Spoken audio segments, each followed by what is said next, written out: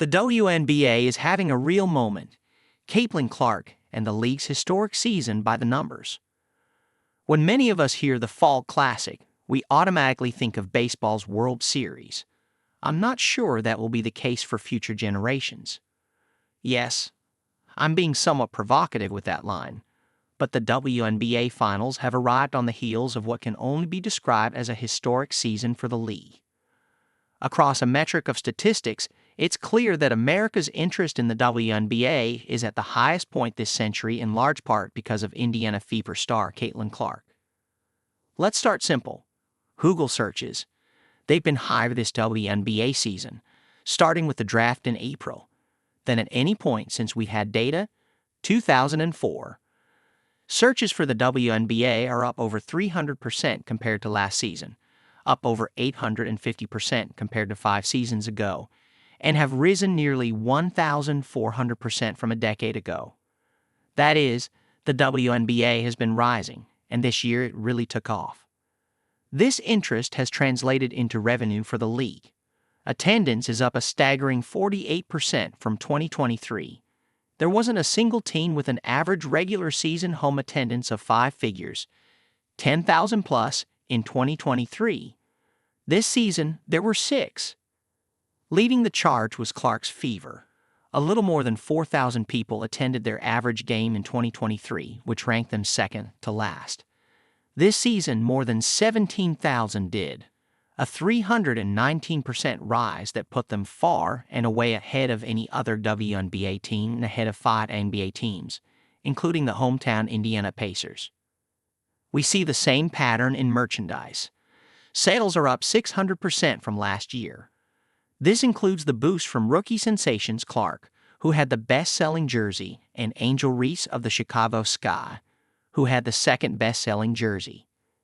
Indeed, the Clark-Reese rivalry helped to spur what is perhaps one of the most important metrics of success: viewership. More people tuned into the average nationally televised WNBA game this season, 657K, than in any season in the 21st century. When we focus on games involving Clark, her impact becomes clear. Nearly 1.2 million on average tune into games including Clark's Fever, roughly 3 times the average for games without the Fever. Competitions between the Fever and Reese's Sky set league records. This included the league's most-watched game in over 2 decades, which was in mid-June on CBS Sports, 2.25 million, which was itself beaten by 2.35 million, tuning into an ESPN game between the two squads 2 weeks later. But arguably more important to the league is that the Clark-Reese showdowns got people to tune into channels they wouldn't otherwise. More people tuned into a blowout involving Clark and Reese at the end of August, 1.6 million, than any other game broadcast in ION history. These Sky Fever numbers actually match or exceed the average nationally televised MLB regular season game. And though the Fever have been eliminated, these WNBA playoffs have continued to break records. Game 1 of the Liberty Aces series was the most-watched WNBA semifinals game in 22 years, right up until Game 3 broke that record with an audience of 994K. Last year's audience was less than half that mark. Of course, the MLB's ratings this postseason will exceed those of the WNBA, with Clark's Fever bounce from the postseason. But it's clear that the WNBA really has a bright future thanks to Clark and Reese. Take a look at data from Q-Scores, which help to measure the popularity of stars. More Americans know who Clark, 44%, is than baseball stars Aaron Judge, 30%, Mike Trout, 25%, or Shohei Ohtani, 23%. Reese has numbers similar to those of these baseball stars, with 27% knowing who she is.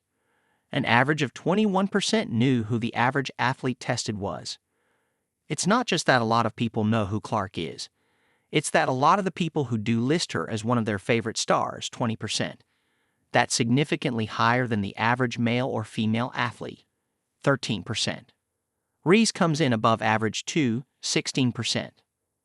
As an old friend of mine once said, entertainment rides or dies because of the stars. This year seems to have proven that old adage and suggests the WNBA has a bright future.